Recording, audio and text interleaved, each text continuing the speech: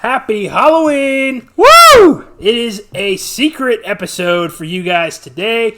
We're going to go over our top 10 horror films of the decade. Oh, yes. We're closing out 2019, which means we're closing out the 2010s, getting into the 20s. So let's talk about the best horror had to offer for those 9 years. Yeah, let's do it, man. So we made a list of 10 movies in order of collectively, him and I, what we agree on to be 10, 9, 8, 7, 6, 5, 4, 3, 2, and 1. As well as some honorable mentions. Of course.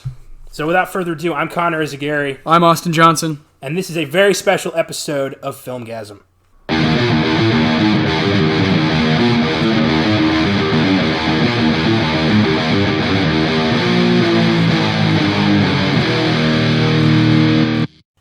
So, horror in the 2010s transcended a lot of expectations. There were some films this decade that will resonate with me for the rest of my life. For sure. And most of them are on this list. Yes. And most of them. There's a lot. I think there's more than people realize this decade of like good, different horror, artsy horror, experimental horror. Yes. Things that don't really even fit a genre. So it's an exciting time. We've got some really cool guys like Mike Flanagan, Robert Eggers, like Andy Muschietti, guys who are Jordan Peele, guys people who are going to be in the game for a long time. Hell yeah, super excited. All right, so I guess we'll start with some honorable mentions. These are films that almost made the cut, but didn't for various reasons, mostly because the top 10 list is just too fucking good. Yeah, I'd expect a lot of these to be on other people's list, but it's 10's not an easy one to come up with for a 10-year window. So these are our honorable mentions. First up, Insidious. Oh, yeah. 2010, story of a boy that sleepwalks in the dream world or in this netherworld called the Further. Yes. And something traps him there, and he's haunted, basically. And his family tries to get him out. It's a really creepy movie. Easily Patrick Wilson's second best horror franchise. Yes. Yeah. And I like it a lot. I think it just, upon repeated viewings, it loses some punch. Yeah, exactly. I think once you see it 3 times, that's about all you need. And the sequels suck. Yes. I couldn't agree more. I saw 2 and 3. I didn't like either one. And 4, I didn't even bother. No thanks. Yeah. The Last Key? The Last Key. Yeah. No thanks. And it's just... It doesn't work for me. No, the first one is really creepy. Yes. Yeah, and that first viewing, 2010, I was 15. Freaked me out. And I think that was James Wan, right? Yeah. Oh, yeah. James Wan. The man. Yeah, him and Patrick Wilson, they get along pretty well. Oh, yeah. Next up on our honorable mentions, Sinister. Oh. 2012, I want to say? I believe that's right. The first, yeah. Ethan Hawke plays a writer who is researching this old house where a lot of shit happened. He finds a box of home movies in the base or in the attic that detail some grisly murders. To say the least. And slowly he learns about this creature named Bagul, who's like a boogeyman, demon, Babylonian god thing. Who's wearing a suit. It's really strange. But it's a really creepy movie, but oddly forgettable. Yeah, I think you almost have to remind yourself when you're watching this again. You're like, oh, yeah. Ethan Hawke's pretty good in it, too. Mm-hmm. Yeah. I don't like the whole deputy so-and-so thing. Like, no, just not give really. the guy a fucking name. Yeah. And why they bothered to make him the focus of part 2, which is god-awful. Terrible. Again, yeah. Same thing as Insidious. Just why? But the guys who made this ended up doing Doctor Strange, so that's pretty cool. Hell yeah. But, yeah, Sinister just doesn't pop anymore for me. Mm-hmm. Does not find a place in this top 10. Nope. Next up, the 2011 remake of Fright Night. Oh, yeah. Way better than I thought it was going to be back in the day. I'm a very big fan of the original Fright Night. My favorite vampire movie, one of my favorite horror films of all time. Hell yeah. And I had very high expectations for the remake, and I was pleasantly surprised. Yes. Which doesn't happen. It's a rarity, especially in horror. Yeah. You got Anton Yelchin, Colin Farrell, David Tennant, Christopher Mintz-Plasse, and Toni Collette. Great cast. Awesome cast. Very wide variation there, yeah. Lots of different kinds of talents. Yeah. It worked out. It's a fun rewatch, too. It's funny, and it's clever, and it doesn't step on the toes of the original. It's got that great scene where Chris Sarandon runs into them and gets bit by the new Jerry. That's great. So yeah, I would, if I was doing like a top 10 remakes of 2010, Fright Night would be there. There you go. But it just doesn't stand with the rest of these movies, regrettably. Yeah, so Fright Night, definitely memorable. For sure. Definitely worth the rewatch, like we said. Yeah, so it's funnier than you remember. Next up, It Follows. 2014, yeah. A really creepy movie about a haunted STD, really. Yeah, Yeah. It Follows. It'll kill you, and the only way to get rid of it is to have sex with somebody and pass it on. It's a great metaphor for, like, just abstinence, really. Like, premarital sex will get you.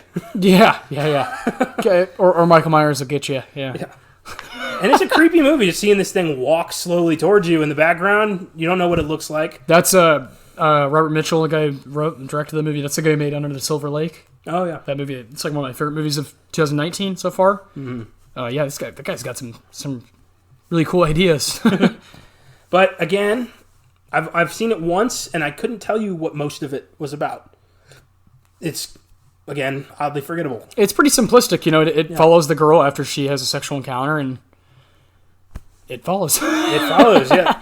It's not long. It's not a long movie. Again, simplistic, and I think it's really good. I think it definitely finds its place in a top 20. Yes. Just it doesn't quite have the quality as these other ones that we're going to say later on. Very true. Next up, Tucker and Dale versus Evil. Oh my God. Hilarious. The funniest movie on this list, easily. I would definitely agree with that. We got Alan Tudyk, and I don't remember the other guy's name. Neither do I. But I'm going to look it up. Yeah, Tucker and Dale, two rednecks in the woods who go camping, and they are attacked by a bunch of psycho college students. It's great. Tyler Labine. It's a great play on the classic, Deliverance, Texas Chainsaw Massacre kind of trope, where these two guys are just minding their own business, and these college students think they're psycho rednecks, we're going to kill them, and they end up accidentally killing themselves all over their property. It's brilliant, it's hilarious, and it's really just a great cult hit. Oh, hell yeah. So much fun to watch. Definitely one everybody should have on DVD. For sure. And we only left it off because it is more of a comedy than a horror film. Yeah. So, if we'd had a larger list, this would be there. For sure. And next, finally, on the honorable mentions, we have the 2018 remake of Suspiria. I believe our 7th episode, where I went solo for about 20 minutes and would love to redo that episode someday. But, trial and error. The remake stars Chloe Grace Moretz and Tilda Swinton. Yeah. It's relatively the same story as the original. A young American girl goes to a German ballet school that's secretly a witch coven, and shit gets crazy pretty fast. Yes. Not as good as the original, but still good in its own way. Still very strong. Yeah, and Tilda Swinton is a strong performer. Yes. I'll say that in this 2018 one. Mm-hmm. Yeah. Well, that is our honorable mentions. So let's get into the meat. Our top 10 horror films of the decade, the 2010s. Number 10, The Invitation, 2015 horror drama starring Logan Marshall Green, John Carroll Lynch, David Huseman, and Tammy Blanchard. It's a very interesting film, and why don't you take the reins on this one? Yeah, directed by Karen Kusama. She did that movie Destroyer last year with Nicole Kidman. I remember that. She's pretty talented. This movie, I actually pointed out to Connor because we came up with this idea, like, hey, we want to do something for Halloween. So we threw around some horror movies, like, let's just do a top 10 of the decade. And I was like, man, I think The Invitation might have a spot. And you were like, oh, I hadn't seen it. I didn't think you were going to watch it, but then you just kind of did because you're like, oh, I have some time. You're like, holy shit. It's a movie about, this couple goes to a dinner party hosted by the man's ex-wife and her new partner, played by Husman, who's ultimately creepy in this movie. Yes. Both of them are like strikingly handsome, but both very unsettling at times. Yeah. It's very impressive from both of them. It's like a fake smile. It's too creepy. Yeah, it's like nobody's that happy without an agenda. Yes, yeah, exactly. A dark, weird agenda. Mm-hmm. And that is exactly what's going on, is very cult-like things happening. They're showing them stuff on the computer to these people at the dinner party. The conversations are weird, unsettling. And then you find out, what do we find out, Connor, that's going on between the ex-wife and Logan Marshall Green. Yeah. So Logan Marshall Green, Will, and his ex-wife, Eden, they lost their child. Yes. And Eden got over it by joining a cult. Yeah. And Will is still processing this, and he's not doing a good job. No. And he is the only one who figures out that something's not right here. Yeah, he's the only one really questioning anything. Yeah. And the end of the movie, spoilers, by the way, if you haven't seen this, you need to go watch this. And it's packs way more of a punch if you don't know what's going to happen. Yeah, 100%. So here we go. Skip ahead about 2 minutes. Yeah. The new husband, David, and the ex-wife are there to kill everybody, Jonestown style. They poison the wine.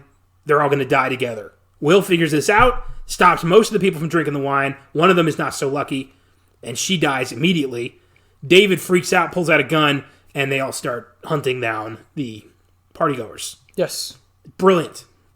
You kind of see it coming, but you just don't know when it's going to happen. And you don't know how you're not ready for how brutal the violence is going to be, and how abrupt. You said, that girl dies right away after drinking. Yeah. Drinking this. Yeah. We get a great, subtle but terrifying performance from John Carroll Lynch. Oh my gosh. Another actor who I think is overlooked every time. I love John Carroll Lynch. Me too. He's a stellar character actor. Yeah. To me he's the standout in this movie. The scene where he's talking about he killed his wife. Oh. Jesus. I did not expect that story to go that way. No. And when it does, I'm just like, I have the same look as they do. Like, yeah. What the fuck? Just kind of glued to the screen though. Yeah. It is. Ugh. It is a brutal movie, and like Connor said, it packs a heavy punch at the end. Yeah. So, I recommend it highly to people. The Invitation is currently on Netflix, so check that out. Yeah, and it's one of those movies that I think, as I keep watching and telling people about it and talking about it, it's going to rise. It's only going to rise. It's only going to get better for me. Yeah. Because when you watch it again, now, when you rewatch it, you're going to know, obviously. So you're going to be watching every little thing that Guzman does, that David and Eden do as a couple to fucking, manipulate these people into, killing them. So it's really amazing. What do we got at number 9? Number 9, The Cabin in the Woods. Oh, yeah. 2011, written by Joss Whedon, directed by, Drew Goddard. Drew Goddard. It starts out, your typical, bunch of kids go up to this cabin in the woods for a good time, but you realize that this is a government-sanctioned operation to sacrifice these kids to an ancient pagan god. And it's a brilliant movie. Co-stars Richard Jenkins, Chris Hemsworth, what's that guy's name? Fran Kranz, Jesse Williams, Bradley Whitford. Bradley Whitford, that's the guy. Yeah. And it's a smart movie, it's a funny movie, it's a scary movie. It's so cool. You get a cool cameo from Sigourney Weaver at the end of it. Very much has that Joss Whedon feel. There's a theory that this connects to his shows, Angel, Firefly, all that. Yep. And it's such a neat film. It's super, super clever. Yeah, I really... the first time I watched this, I was like, nah, this isn't going to be good, People are like, oh, my brother remember said, give it a chance. It's like a lot more entertaining than you think. Yeah. And he was right, and I love this movie. It's another one that I think is going to continue to grow as the years go on because it's got so many cool little plot devices in it that kind of age well. You know what I mean? Yeah, absolutely. What are some of your favorite parts in The Cabin in the Woods? I actually really like the beginning when you think that it's going to be another typical. Oh, you have 4 or 5 friends are going to this, normal ass shit, but yeah, the tone here is not. It's gonna be a horror movie, like something's gonna happen, and I so many movies before it have done that and have failed miserably to me and become classics. But this does it the best. This does that trope of like, here's some kids that are being dumb going to this place, and they get way more than they bargained for, and that I think they do it the best. That's what ages well for me is that plot device. What about you? Do you have a scene that stands out to you, or like a particular scary moment?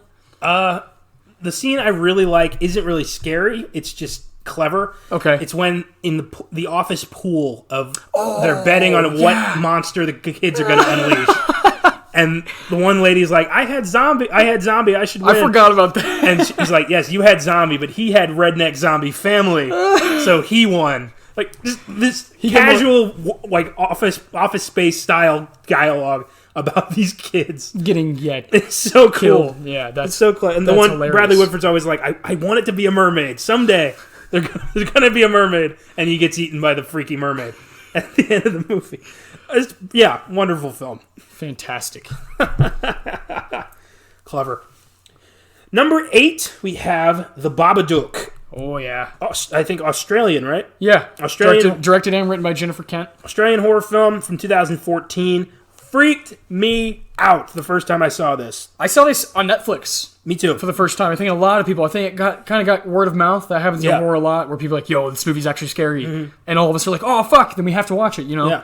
Because it's few and far between for us to get a really high quality horror film. This is one of them. Yes. This definitely deserves a spot in the top 10. Just because it doesn't have a lot of like big actors in it, or you don't know who Jennifer Kent is. It's a stellar story. Yeah. Yeah, I really enjoy this. I'm really glad we both have seen it and both agree that it should be on here. This single mother struggling with depression begins reading a book to her child about this creature called the Babadook, that once it's in your life, it doesn't leave. Yep. And she starts seeing it and hearing it everywhere, especially the freaky-ass phone calls. Yeah, those are the best parts. Those are my favorite parts, man. Babadook. Like, oh my god, dude. She starts seeing it in, like, reflections for, like, a brief moment. But I think my favorite thing about this movie is that it can be argued that this is all in her head, and the Babadook represents her struggle with depression. Yeah. After losing her husband. And lack of being lonely. Yeah. You know?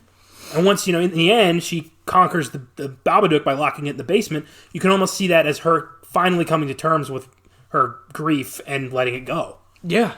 It's a great movie. Like, I think it should be taught in psych courses. Like, it's the best metaphor for grief and depression I've ever seen. But it's also fucking terrifying. Yeah, it's put into a textbook horror movie. Yeah, it's awesome. Brilliant. Fantastic movie. This is one of those ones that I was like, this is one of those movies that should be up for like best screenplay just because it's horror. Like, it's kind of upsetting. This is a really cool story. Yes, it is. So I stand firmly by it. Oh yes, 100%. Has she done anything else? Jennifer Kent? I don't really know that name. Jennifer Kent. The Nightingale. The Nightingale. Not really. Wow. Yeah, the Babadook was her thing. Is her claim to fame? I bet it was personal. Her masterpiece. Yeah, maybe. There's a personal touch in that. Next up, number 7, Mandy, 2018 Nicolas Cage starer. Should have been his comeback movie, but regrettably did not garner the level of attention it deserved. No. Which is kind of fair, because when you see Nicolas Cage in a movie, you're like, really again, man? Yeah, it's sad. But you and I are like big fans of his, and we believe that he can really act. He's gonna have his day again one day. And Mandy for me is, in my mind, his comeback, because he's fucking great in it. Well, he's proven that he hasn't lost it. Yeah, Cage, Academy Award winner Nicolas Cage is still in there somewhere. Yes, agreed. And like the scene after, like right after they kill Mandy, and he's just in the bathroom freaking the fuck out, mesmerizing, insanity. He's still got it. It's a really strange movie. It's hard to really describe this movie. This is another one I don't think any of our listeners probably have seen. Mm-hmm. Just go check it out. Yeah. Much like The Invitation, where it's like, a lot of people haven't seen this. Didn't get any attention. Yeah. Mandy is, I guess, I'll try. Yeah, go for it. I mean, I have like a little plot thing if you want to. Nicolas Cage plays Red, a guy who's in love with Mandy, and a bunch of hippie bikers dudes, as Rick Dalton would say, a bunch of goddamn hippies show up and start torturing them, and they kill Mandy. I think, but because their leader is in love with her or something. Yeah. And their leader is Linus Roach, Thomas Wayne from Batman Begins, which I've never seen him like this. He's a goddamn terrifying villain. Yes. And Richard Brake has a bit part in this. It's a very bizarre film, but it's very well done. The visuals are incredible. Yeah. The cinematography is amazing. Stellar. It's weird. It might be in a different planet. It's not entirely clear that he might just be high the whole time. Yeah. It's very... a lot of different interpretations can be made on this one. But it definitely stuck with me. And it will stick with you, too. Oh, yeah. It's one of the most memorable Nicolas Cage roles for me now. Yeah. Which is really cool. He's got a list. Both of us are massive high fans. Raising Arizona and Leaving Las Vegas and Adaptation and Con Air. Like Face Off. Yeah, just awesome stuff. And then Mandy's up there. Is like I want to mention those as well, or I want to mention Mandy with those as well, because I think he's really fucking good in it. Yeah. and that's why it's on our list. Mandy, Absolutely. Mandy, definitely check it out. Has that guy done anything else? Panos Cosmatos. I think that he's doing another movie with Nicolas Cage right now, H.P. Lovecraft film. Wow, look at this. He was doing camera work on Tombstone. Wow. Fucking yeah. That's great. The guy who was doing camera work on Tombstone wrote and directed Mandy. That's fantastic. I love movies. I love IMDb. Small world. Oh, man. Wonderful. Oh, shit. Here we go. Number 6 is the subject of next week's episode. Yeah, so we won't go too heavy into it, right? The Witch, 2016. Creepy as fuck film. A preview that gave me nightmares. Yeah. A preview that made me almost not want to see it. Where I was like, do I really want to go down that? Yeah, I do. Yeah. Yeah, I do. Yeah. Yeah, I do. It was really freaky. I saw this on a double feature day with Caleb Leger, our other Filmgazm contributor. And we saw that, and we saw Deadpool as a palate cleanser, because we needed a fucking palate cleanser after that nightmare of a film. It's brilliant, it's unsettling, it's unnerving, it feels real. Like, this is how people talk in the Puritan times. And you get the feeling that, like, something like this totally could have happened. Because there's different ways to interpret it as, like, is there a witch, or are they just losing their minds from fear? You don't know. And, yeah, phenomenal movie. Robert Eggers' first film. He recently did The Lighthouse. Jesus, his dude. follow-up. So he's going to go places. He's here to stay. That guy's a goddamn genius. You know? Robert Eggers, yeah, for sure. I don't know what's going on in his brain to come up with The Witch and The Lighthouse. But for those to be your two first feature-length films is hell of a start. Really impressive. He clearly does not like using modern-day dialogue. No. He's very. I've listened to him talk a lot. Robert and his brother Max helped him write The Lighthouse. His brother's a big writer. Yeah. He's one of those guys, one of those purebred writers-directors who's like, I'd rather have total control of everything that's happening and no money than have all the money in the world and people telling me what to do. I respect that. So he's like, that's why I'll work with A24. That's why I'll make The Lighthouse. They're going to let me do what I want, so that's what I'm going to do. He's like, I probably will never make more than whatever X amount of dollars, but the stories will be mine, and they will be exactly what I want on the screen. And I respect that so much. Yeah. I can't even explain how much I respect that. I love that. And he is, hands down to me, after those two movies, one of the best young up-and-coming directors we have. And The Witch, I cannot wait. We're going to really dive into it next week. Yeah.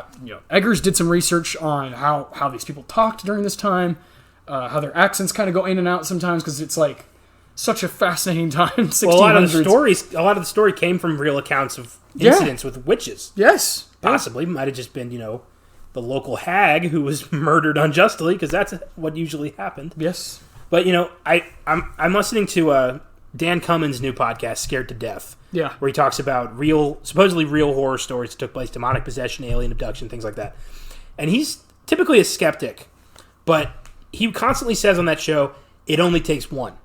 It only has to be real one time. Yeah. And that is very true with movies like The Witch.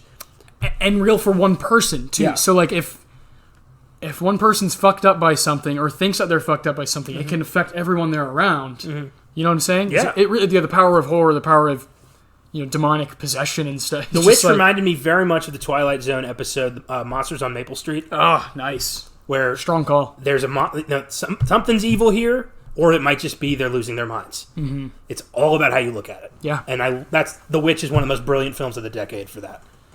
Yeah, it's not only... The Witch is not only one of my favorite horror movies of the decade. It would find itself, just like the rest of these 5 that we're about to name, it would find itself on a list of my favorite movies of the decade. I think the Mandy to Witch is my cutoff point. I think these top 6 are in a fucking different level, starting with The Witch. Yeah. It's a frightening movie. I didn't know Anya Taylor-Joy could act so well. Oh, yes. And then, she's in Thoroughbreds. She's wonderful in that. Kate Dickie, we know for her from Game of Thrones. She scares the shit out of me. She might be the best, she might give the best performance in the movie. She's unbelievable. And then, who played Dad? What's his name? What is his name?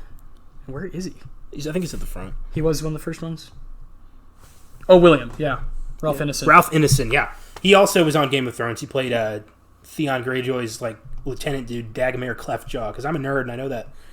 And and you got Harvey Kermshaw playing the little boy Caleb, who gives a, when he, I'm talking about the scene, he kind of comes back to it, and he's like, oh, my precious lord. It is like, how the fuck, what did they tell that kid to do to go there? Like, dude, I'm telling you, man, when somebody said witch in the Puritan times, it consumed the entire village. People were seeing things that weren't there. People were feeling something things was going on in this set, man. Like, I'm telling you, dude, like, this movie's fucking creepy. Evil. And it's got a fantastic finale. Amazing score. Oh, yeah. Like, so unnerving. And we saw that in the lighthouse where we're like, oh, Jesus, he got better. he did his homework, went and watched The Witch, and was like, all right. And made a better movie. It's insane. I don't know if Lighthouse is not really a horror movie, so it's hard to compare the two, but they're both so fucking good. I can't wait for what the guy does next. Can't wait. Fantastic. Number 5. Number 5, Get Out. Jordan Peele's directorial debut. You can bet your ass Us is not on here. No, what a massive letdown. For more on that, check out Filmgazm episode 4. And Get Out was our 3rd episode. Hell yeah. And it's one of the most brilliant racial films of the past 20 years. Yeah, it checks a lot of boxes of it brings up so many relevant things. In the podcast I talked about liberal racism and how this film is really, it's about that. It's about white people who think, we did a lot for you, you're welcome. That kind of racism. The guy, Bradley Whitford saying, I would have voted for Obama a 3rd time if I could. Things like that. And how it's a brilliant movie. And it's creepy as hell. And something bad's going to happen, but you don't know what it is. And when you find out what it is... Well, the movie's called Get Out. Yeah. So you're like, yeah. This was a horror film that stormed the Oscars, got nominated for Best Picture, Best Actor for Daniel Kaluuya. Should have won Best Picture. Best Director. Jordan Peele won Best Screenplay for this. And it was, it's a really creepy, well-made film. Also really funny. Yeah, hilarious. Yeah. Hilarious. That would be... Lil Rel Howery. Yeah. That would be the comedic relief. T.S. motherfucking A. We get shit done. Consider this situation handled. I told you not to go in that house. Oh, man. Again, this is another one. Everyone is really, really, really good. Catherine Keener. Catherine Keener's creepy as hell. Caleb Landry Jones is the brother. Ooh, the sound of the spoon touching the porcelain. I'm a smoker. I smoke cigarettes. Yeah. And... I'll tell you, man. There's times where I'm watching that scene where I'm like, I don't know, man. She's kind of getting to me too. That shit works if you believe it. After seeing that movie, there's no way in fuck I'm ever gonna get hypnotized. I'm not ending up in there in that dark, empty place. Hell no. Ugh. Whew. I really don't know where to begin with this one because it's so simple, and when you watch it, there's really not I don't know how to say this because there's not a lot to it. If that makes sense. Yeah. It's very simple. It's like, all right, here's, Daniel Kaluuya and Alice Williams. They're going... Yeah.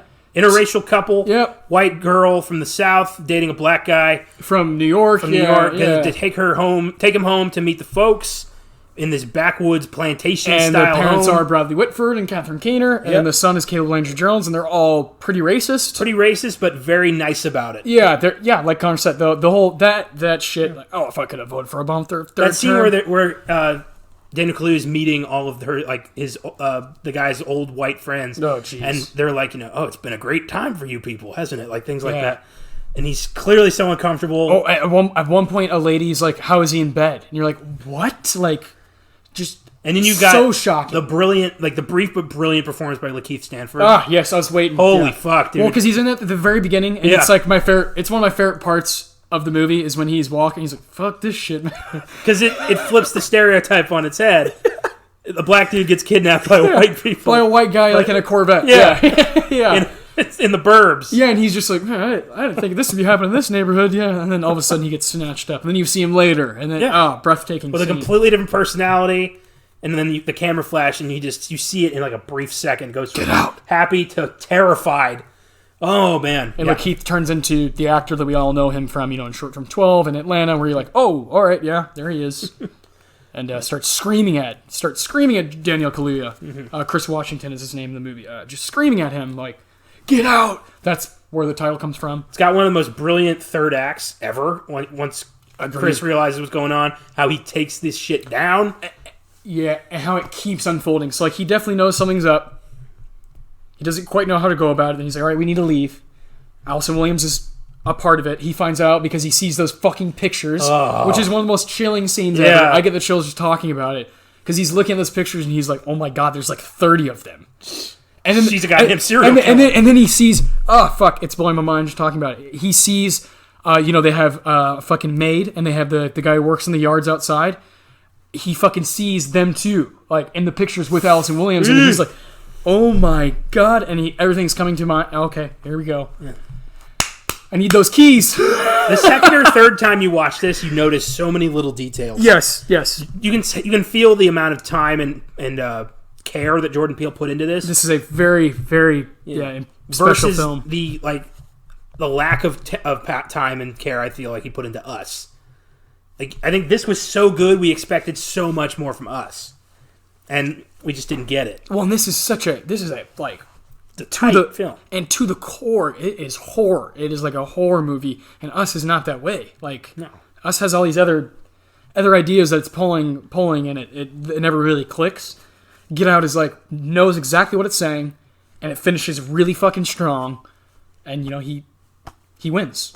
Yeah. Ultimately, he gets the fuck out of there. But there's that brief moment where you think, fuck! The police! Yeah. And he's black, and there's these people dead. Oh, no! In the South. Yeah. But nope.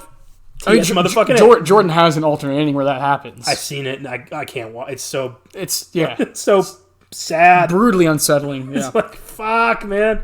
What a gut punch. Yeah, I mean... I'm so glad he didn't go with that. Me too. We needed that really bad. He needed to win. Chris needed to win. We needed to see Rose just dying. Yeah. After eating those fucking Fruit Loops. These monsters couldn't get away with this shit. But no.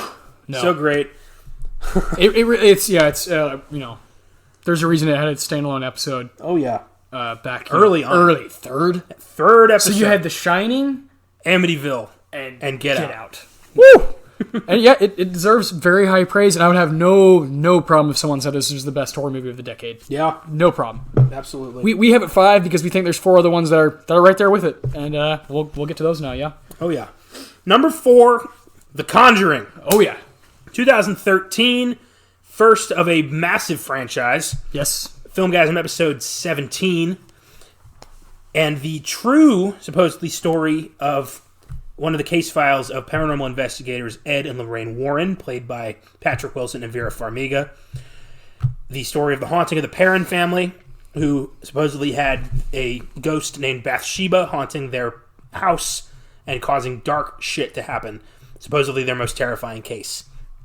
And since The Conjuring, there's been The Conjuring 2, Annabelle Creation, Annabelle Comes Home, The Nun, and The Curse of La Llorona. So, yeah, this thing has exploded into one of the most profitable horror franchises ever. James Wan's a bit of a genius, eh? Oh, yeah. He's got The Conjuring 3 lined up for next year. And, yeah, wonderful. Yeah, I feel very strongly about The Conjuring, so strong that I think it should have been up for Best Picture that year. Yeah, it was a massive success. Listen to these movies. That 12 Years a Slave 1, good movie. American Hustle, Captain Phillips, Dallas Buyers Club, Gravity, Her, Nebraska, Philomena, and The Wolf of Wall Street. I think The Conjuring is better than half of those. I don't know. That's a good year. That's a good lineup. I actually disagree. I think really. I think 12 Years a Slave is a good movie. I think American Hustle is all right. Captain Phillips is all right. Dallas Buyers Club is all right. Gravity's all right. Her's good. Nebraska's good. Philomena's all right. Wolf of Wall Street, pretty good. I love Philomena. I actually think that might have should have won out of this group. That was sad. It was such a sad movie. That's a really good movie. But I agree, The Conjuring deserves a spot there. Yeah, when you have fucking 10 nominations, I just like Captain Phillips. It shined a light on 2 of the most interesting characters in real life horror. Yeah, and Lorraine Warren, and they're both really good. Ghost hunters. Like that's who they were. That's what they were. They investigated Amityville, the Enfield haunting.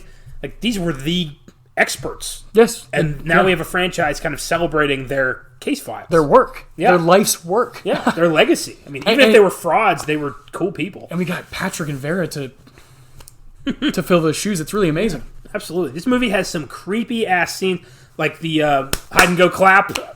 Oh my god, legendary. Conjuring 2 is also very, very good. We just felt like this was the stronger one of the two. Agree. But there's something, The Conjuring, I remember seeing it in theaters, both of them, Conjuring 1 and 2, but specifically the first one. There's that feeling you get as a horror fan where it's just like, ha-ha! And that movie might have done it the best out of any of these, where it's just textbook, haunted house, we're not leaving until this is fucking figured out. You know what I mean? Yeah.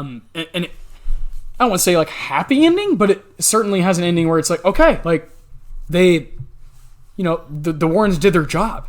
They stayed. They stuck it out. Damn straight. There's other movies on here that are just brutally upsetting. And, yes. And there's like Get Out, there's just a lot of death. And he's fucked in his head forever. He's probably never going to date another white person again. Rightly so. And The Conjuring feels like this kind of like classic story where it's like, hey, even though we went through all this adversity, at the end we can get there. Yeah. Good can win. We've seen ghost haunted house movies before. We've seen demonic possession movies before. But something about this movie keeps it apart from the rest of them. It just does it. It does it really well. It does it really well. Yeah. And there's always that, underlying suspicion and fear that this might be true. Yeah, that's a big part of it. Yeah. A big part of it is that these people very much lived, and whether or not that stuff was true, they say it is, and they have recordings, and they have stories, so it was real for them. Yeah. I don't care if it was real, if you're like, ooh, ghosts, whatever. It was real for them. They went there, they dealt with that stuff, even if it was in everybody's mind, they dealt with it, and it's worth telling stories about. Especially on the fucking big screen. Oh, yeah. When you have, things floating and Patrick Wilson holding up a cross and doing an exorcist, it's just like, this is brilliant, Yes. Brilliant cinema, at its best. For sure. Love The Conjuring. Love The Conjuring. Cannot believe it didn't get a single fucking nomination. Ugh. That's horror for you, man. It's rare. Yeah, but like, I don't know. Give it one. Give it something. I don't know, man. Ugh. Number 3, It. 2017 remake. Filmgazm episode 27. Oh, yeah. One of the creepiest Stephen King films ever made, and the movie that started the current Stephen King renaissance we are enjoying. Yeah, it's very important. Dr. Sleep comes out next week. Woohoo! We're in the midst of season 2 of Castle Rock. None of this would have been possible without It. Yeah. Bill Skarsgård plays the creepiest Pennywise ever. One of the creepiest villains of all time. And he did it again to perfection in 2019's It Chapter 2. That's probably the only thing I like better in It 2 is I think Pennywise might be a little more scary. Well, now it's personal. Yeah. I just the first one, man. Oh man, it like makes me cry. It does everything. It does everything a film. The kids are all phenomenal. They're great. Every character is done justice to this, and all of their moments are so fucking scary because they're children. Yeah, This horrible things are happening to them, and they're fighting through, man. So creepy. Losers Club. Wonderful. And what are some of your the creepier scenes in It that got to you? Boy, that's hard. I'm a big fan of the bathroom scene, the sink. Oh yeah. Beverly. Beverly's my favorite character. Mm-hmm. In both part 1 and 2. I really like Jessica Chastain's work in the second one, but I find her to be the most compelling character in the first one. And that moment when she's in the restroom is so scary to me. I have issues. Restrooms are weird anyway to me because you're just like, oh, so many people have used this, and it's just weird. And yeah, just the drain, the blood, her dad. Ugh, it's all horrible. It's straight from hell. Oh yeah. What about you? It's easily the painting in the office. Classic. That shit got me so bad. It fucks you up. It's so creepy. Just the flute noise and picking up the painting and it's not there. Oh my god. Yeah, we talked about all of this in episode 27. Yeah, it was a blast. Yeah, rehashing is fun. It is. But goddamn, yeah, it resonated with me big time. Mm-hmm. And, I read the book. I saw the miniseries. I've always loved the story. Oh, fuck yeah. And it was great to see it done to perfection. Yes. Damn near perfection. I think we both gave it a 9. Yeah, I think so. It's really close to a 10 for us, that first one. So. Andy Muschietti proved it. And I think he's doing the long walk. So, fantastic. Yeah. Or not, road work. He's doing road work. Road work. That's right. So great. Wonderful. Man. Can't wait. Way to go, Andy Muschietti. All right, number 2. Here we go. We got 2 left. Halloween. 2018. The long-awaited perfect sequel to 1978 classic, which we talked about in episode 34. The new one will be getting its own Filmgazm in the future. It's one of the best films of the year. Last year. One of the best films of the decade. That's what I meant to say. And we got to see Jamie Lee Curtis return to the role of Laurie Strode, beaten, broken, but ready badass. to take shit down. Just turned her whole house into a fucking war zone just in case Michael ever came back, because she knew he was fucking coming back. Oh, and he does. Oh my god. David Gordon Green and Danny McBride revitalized the franchise, brought it back to the mainstream, made it scary again. There are 2 sequels lined up, Halloween Kills and Halloween Ends, and I love this. I put it on right after the original now. It's part of my rotation. Yeah. So great. So great. And Connor had on our Vincent Price episode, he explained his Halloween theory, and I totally agree with him. He sold it to me. And, you can disregard all the others. It's all about the 1978 and the 2018 one. Yeah. And it's all about what's coming in the future. Cannot wait, because, this movie, seeing this in theaters was like, finally, like my generation, me, as like a 24-year-old, got to go watch Michael Myers. I was pumped. Stalking. Yeah, dude, I was hyped. Oh, God. Seeing it at Draft House is great because they had Nelson. Yeah. One of our old managers at Draft House. Shout out to Nelson. He's one of the best guys I've ever worked with. He was dressed up as Michael Myers, and it was pretty fucking creepy. He was in character the whole night. Yeah, Nelson was. He's not like a super tall guy or anything, but he was dead silent, and he would walk around to the tables at Draft House and like just set down their Sprite and just stare at them and walk away. And I was like, this is great. He would hide in corners. Yeah, and just kind of like pop. Yeah, it was brilliant. Yeah, I love when Draft House does stuff like that. It's kind of make you feel like you're a part of it, interactive, and oh yeah, what a great film. This is one that Connor and I feel a very strong connection to because of our love. Well, not just us, Josh and Caleb as well. We all gave 1978 Halloween a 10. Yeah, which is really rare. We've only seen that out of Jaws and Halloween now. So this is an important movie for us, and the fact that it came out last year is insane to me still. Well, I'm hoping that because of the way they did this, ignoring all the shit movies and doing a direct sequel to the first one, we get similar reboot-ish sequels to like Elm Street, Friday the 13th, yes. Texas Chainsaw, things like that. Because that's the way to do it. Tighten the screws. Yeah. Cut out all the cut the fat and just literally keep it there. Literally cut out all the below 20%ers on Rotten Tomatoes, and let's go. God knows there's like every single one of them. Yeah, it's amazing. Exactly. Well, Connor, that brings us to number 1. I think they know. It's Ari Aster's debut film, 2018, Hereditary. Filmgazm episode 18. One of the scariest movies ever made. Yeah. It finds itself on the top of the list simply because it frightens the piss out of us. It is one of the smartest, most unsettling films I've ever seen. It's the greatest performance of Toni Collette's career. 100%.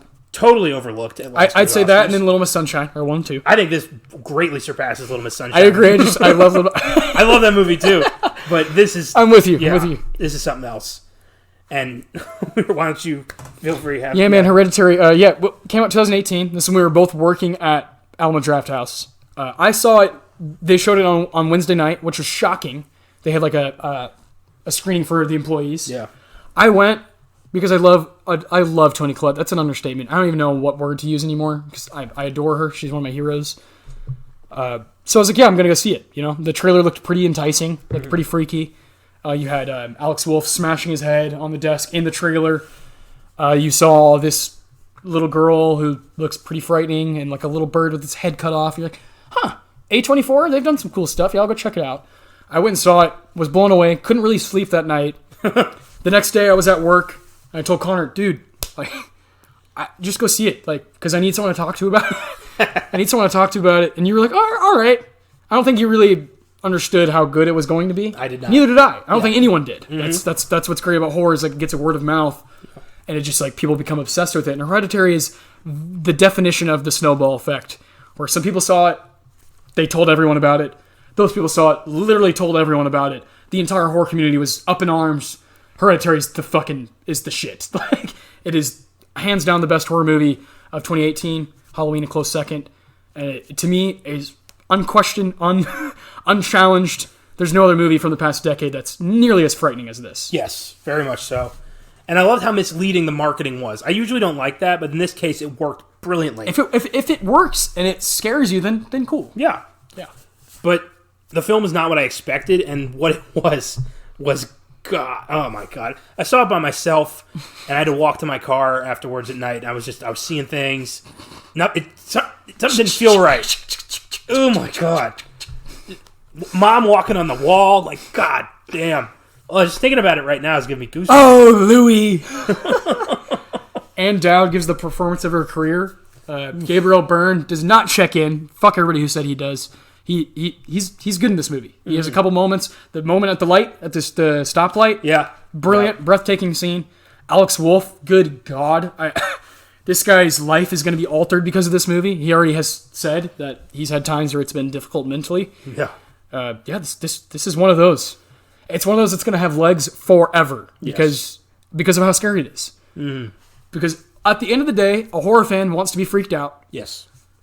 And wants the product to be good, and wants the story to be like sort of believable, and all right, and that's what Hereditary checks all those boxes and more, and so it's just gonna be timeless. Like in 20 years, I think it'll be, kind of like The Shining had those legs, where it's like, oh, you got to rewatch, oh, you got to actually go watch it and study it to really understand it. Yeah, I think Ari Aster kind of did that. I think without even knowing it, I think he made one of those gems.